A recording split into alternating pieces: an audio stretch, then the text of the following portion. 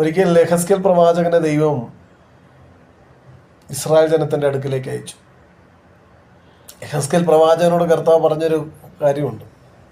നാം ഇന്ന് കാണുന്ന ഇസ്രായേലിൻ്റെ യുദ്ധം പോലും, വരാൻ പോകുന്ന മൂന്നാം ലോക മഹായുദ്ധം പോലും പ്രവചിച്ച പ്രവാചകനാണ് യെഹെസ്കേൽ പ്രവാചകൻ. നാം ഇന്ന് നമ്മുടെ കണ്ണു മുമ്പാകെ അത് കണ്ടുകൊണ്ടിരിക്കുക. നാം ആ സാഹചര്യത്തിലേക്ക് നടന്നെടുക്കുക.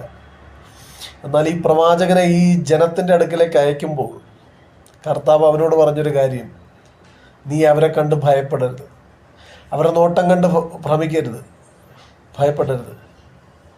അവർ മത്സരഗൃഹമല്ലോ, അവർ മഹാമത്സരികളാണ്, അവരുടെ മക്കൾ ദുശാഠ്യക്കാരാണ്. അതുകൊണ്ട് നീ അവരെ പോലെ മത്സരഗൃഹമാകരുത്. എന്തുകൊണ്ടാണ് കർത്താവ് ഇങ്ങനെ പറയാൻ കാരണം? ഒരിക്കലും